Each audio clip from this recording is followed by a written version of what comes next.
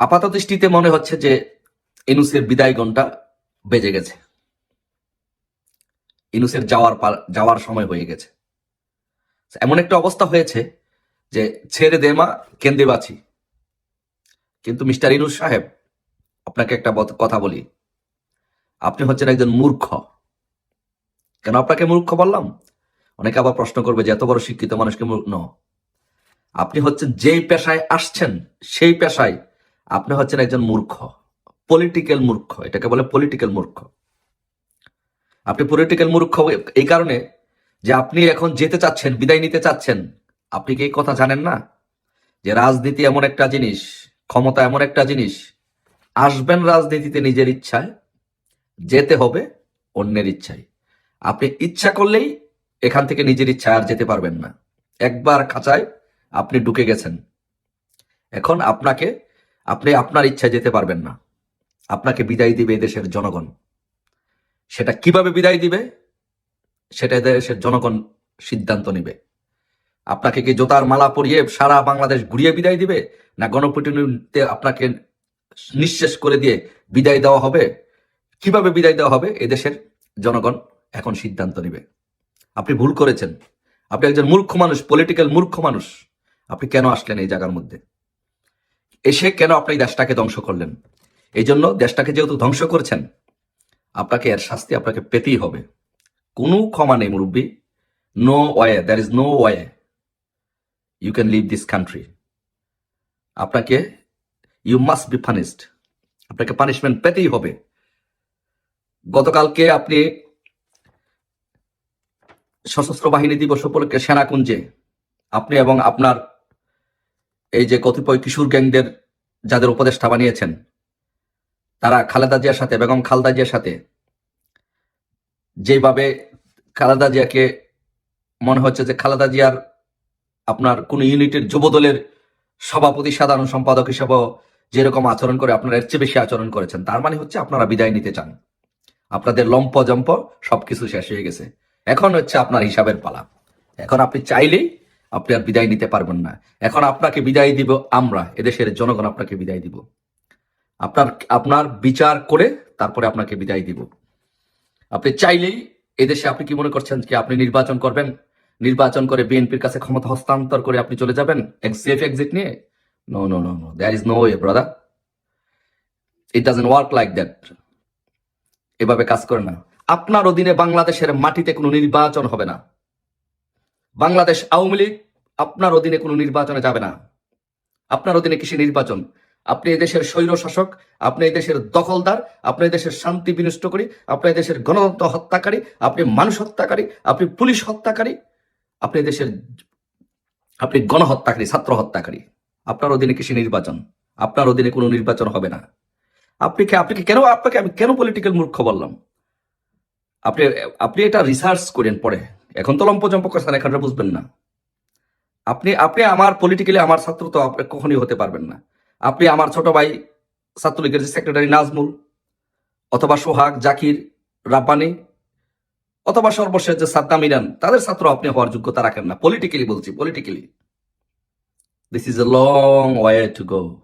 You need a lot of experience brother. So আপনি না জেনে শুনে বিষ পান করেছেন। এখন আপনাকে যন্ত্রণা সহ্য করতে হবে। আপনার অধীনে বাংলাদেশে কোনো নির্বাচন হবে না। আপনি যেতে চাইলেও আপনাকে বিচার না করে বাংলাদেশ থেকে দেওয়া হবে না। প্রথম আপনার বিচার করা হবে আপনি কতজন এই ক্ষমতায় আসার জন্য হিলারি ক্লিন্টন ফাউন্ডেশনের টাকা দিয়ে মার্কিন অ্যাডমিনিস্ট্রেশনকে ম্যানেজ করে, বাংলাদেশের সেনাবাহিনীকে ম্যানেজ করে সরকার উৎখাত করার জন্য আপনি বাংলাদেশে কতজন ছাত্র হত্যা করেছেন। প্রথম আপনার এটা বিচার হবে, কতজন ছাত্র হত্যা করেছেন। এটা জনসম্মুখে প্রকাশ করতে হবে। 7.62 রাইফেল কোথা থেকে আসলো এটা জনসম্মুখে প্রকাশ করতে হবে। এগুলোর বিচার আগে আপনাকে করতে হবে। মুগ্ধ, স্নিগ্ধ, এরা কি দুইজনে একই ব্যক্তি? কোন কাল্পনিক কোন চরিত্র আবিষ্কার করা হয়েছে?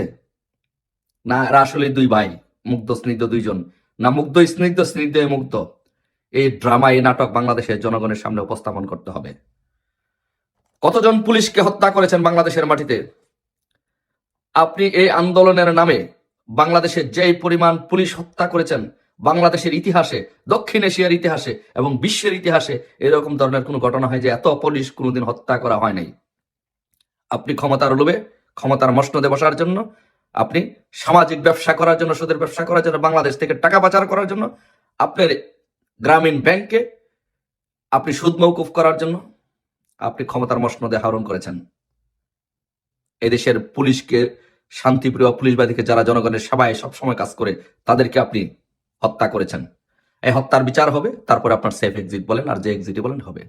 এর আগে মুরব্বী no way, no way, wait. আপনি মৃতদের কতজন ব্যক্তি মারা গিয়েছে তার সঠিক তালিকা প্রকাশ করতে হবে।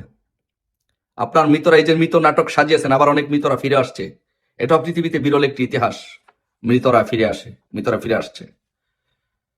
এইসব নাটক বাংলাদেশের জনগণের সামনে এখন প্রকাশ হয়ে গেছে। দেশের কত কোটি টাকা আপনি ধ্বংস করেছেন, কত কোটি, কত লক্ষ কোটি টাকা আপনি দেশের ধ্বংস করেছেন। প্রাণ আরএফএল কোম্পানির জ্বালিয়ে পুড়িয়ে দেওয়া হয়েছে, গাজীর ফ্যাক্টরি জ্বালিয়ে পুড়িয়ে দেওয়া হয়েছে, এরকম অসংখ্য শিল্প কারখানা আগুন দিয়ে জ্বালিয়ে পুড়িয়ে দেওয়া হয়েছে। শাহিন চাকলাদারের 5 তারকা হোটেল জ্বালিয়ে পুড়িয়ে দেওয়া হয়েছে। বাংলাদেশের গার্মেন্ট শিল্পগুলো ধ্বংস করে দেওয়া হয়েছে। কোন এজেন্ডা বাস্তবায়ন করে বাংলাদেশের গার্মেন্ট শিল্প ধ্বংস করার জন্য আপনি এই এজেন্ডা নিয়ে বাংলাদেশে আসছেন, সেটা এদেশের জনগণ জানতে চায়। আর সেই জন্য এদেশের জনগণ আপনার বিচার চায়। এদেশের জনগণ বুঝে গেছে 3 মাস একটা দেশ চালাতে পারেন নাই। 3 মাসের মধ্যে আপনি ব্যর্থ হয়েছেন, একটা দেশ চালাতে পারেন নাই। কারণ আপনি দেশ চালাতে আসেন নাই, আপনি দেশের টাকা লুট করতে এসেছেন। দেশের টাকা লুট করে আপনার পৃথিবী বিশ্বের মধ্যে সামাজিক ব্যবসা করার জন্য এসেছেন। এদেশের মানুষের কাছে সেটি পরিষ্কার হয়ে গেছে। আপনি একজন রিক্সা চালককে আপনি সেনাবাহিনী দিয়ে পিটাচ্ছেন। আপনি বাংলাদেশের গর্বিত সেনাবাহিনীকে ব্যবহার করছেন, বিশ্বের দরবারে গর্বিত সেনাবাহিনীকে বিতর্কিত করছেন। তাদেরকে জাতিসংঘ শান্তি রক্ষা মিশনে যেন আর ভবিষ্যতে না নেওয়া হয় সেই ব্যবস্থা করছেন। আপনার এর জন্য বিচারের মুখোমুখি হতে, বিচার আপনার বিচার দেশের জনগণ করবে ইনশাল্লাহ। আওয়ামী লীগের কত হাজার আওয়ামী লীগের নেতাকর্মী হত্যা করেছেন সারা বাংলাদেশে, কত হাজার মামলা দিয়েছেন, কত আওয়ামী লীগের নেতাকর্মীদেরকে নির্যাতন করছেন। এর জবাব আপনাকে দিতে হবে। তারপরে আপনি বাংলাদেশ থেকে সেফ এক্সিট পাবেন কি না পাবেন সেটা দেশের জনগণ বিচার করবে। আমি আবারও বলছি, দেশের জনগণ বিচার করবে। মুরব্বী এত সহজ নো নো, এত সহজ নয়। আসছেন নিজের ইচ্ছায়, যাবেন আমাদের ইচ্ছায়, যেতে হবে আমাদের ইচ্ছায়। রং দেখছেন, রঙের কৌটা দেখেন নাই, ডিব্বা দেখেন নাই, দেখাবো। কত টাকা আপনি পাচার করেছেন এই বাংলাদেশ থেকে বিদেশে সামাজিক ব্যবসা করার জন্য? কত টাকা আপনি পাচার করেছেন? এই টাকার হিসাব আপনি জনগণের কাছে দিতে হবে, এই দেশবাসীর কাছে দিতে হবে যে আপনি এই দেশ থেকে কত টাকা পাচার করেছেন। আপনি সেফ এক্সিট চান, নির্বাচন করে বিএনপির কাছে ক্ষমতা দিয়ে আপনি পালাতে চান? কখনো ইনশাল্লাহ হবে না বাংলাদেশের মাটিতে।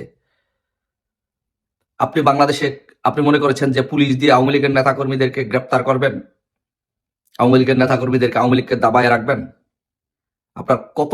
আপনার জেল, বাংলাদেশের জেলের ক্যাপাসিটি কত? আর বাংলাদেশের আওয়ামী লীগের নেতাকর্মী কত? বাংলাদেশের প্রত্যেকটি আওয়ামী লীগের নেতাকর্মী এক একটি শেখ হাসিনা। বাংলাদেশের প্রত্যেকটি আওয়ামী লীগের নেতাকর্মী একজন বঙ্গবন্ধু। বাংলাদেশের প্রত্যেকটি আওয়ামী লীগের নেতাকর্মী কারাবরণ করতে প্রস্তুত আছে। বাংলাদেশের প্রত্যেকটি আওয়ামী লীগের নেতাকর্মী রক্ত দিতে প্রস্তুত আছে, মৃত্যুকে আলিঙ্গন করতে প্রস্তুত আছে এই শেখ হাসিনার জন্য, বঙ্গবন্ধুর কন্যার জন্য, বঙ্গবন্ধুর আদর্শের জন্য, এই বাংলাদেশের জন্য। আপনি তামাশা করতে এসেছেন এদেশে? আপনি মনে করেছেন এই বাংলাদেশটা একটা ছেলে খেলা, যে দেশটা খেলে ছেলে খেলা করবেন? যে একটা পরিস্থিতির উদ্ভব করে এটা কি সামাজিক সুদের ব্যবসা মিস্টার ইউনূস? এটা সামাজিক সুদের ব্যবসা নয়। আমাকে যদি বলেন যে সামাজিক সুদের ব্যবসা, তাহলে সেই ক্ষেত্রে বলবো যে আমি আপনার ছাত্র হবার যোগ্যতা নেই, কারণ আপনি সুদের ব্যবসাটা ভালো বোঝেন, সেই ব্যবসাটা করেছেন বিশ্বব্যাপী। কিন্তু পলিটিক্সে যদি বলেন, তাহলে আমি তো বললাম পলিটিক্সে আপনি আমার ছাত্র হওয়ার যোগ্যতা নেই। পলিটিক্সে আপনি আমার ছোট ভাই নাজমুলের ছাত্র হওয়ার যোগ্যতা নেই, আপনি সোহাগ জাকিরের ছাত্র হওয়ার যোগ্যতা নেই, আপনি সাদ্দাম ইমানের ছাত্র হওয়ার যোগ্যতা নেই। তাই আপনি এসেছেন আপনার ইচ্ছায়, এখন যেতে হবে আমাদের ইচ্ছায়। দেখা হবে রাজপথে, বিচারের জন্য প্রস্তুতি নিন। সেটাকে ফাঁসির দড়ি হবে, না জনতার গণপিটুনি হবে, না জনতার জোতার মালা হবে, সেটার জন্য অপেক্ষা করুন। কোনো ওয়ে না ইনশাল্লাহ, আল্লাহ রহমতে কোনো ওয়ে নাই, বাঁচতে পারবেন না ইনশাল্লাহ। এটা সাময়িক সময়ের ব্যাপার। আমি আওয়ামী লীগের নেতাকর্মীদেরকে, সকল ভাইদেরকে বলবো, সবাইকে বলবো, এরকম বাংলাদেশের আওয়ামী লীগ নিয়ে এবং আমাদের দেশ নিয়ে এরকম বহুবার বহু খেলা হয়েছে, বহু বড় বড় ষড়যন্ত্র এসেছে। কোন ষড়যন্ত্র টিকে থাকতে পারেনি এই দেশের জনগণের কাছে। এই আওয়ামী লীগের কাছে কোন ষড়যন্ত্র ইনশাল্লাহ টিকে থাকতে পারে না। ঐক্যবদ্ধ আওয়ামী লীগ যখন রাজপথে নামে তখন সব অপশক্তি পালিয়ে যায়। এইবারও ইনশাল্লাহ আওয়ামী লীগ ঐক্যবদ্ধ আওয়ামী লীগ শেখ হাসিনার নেতৃত্বে যখন মাঠে নামবে সবকিছু ইনশাল্লাহ পালিয়ে যাবে।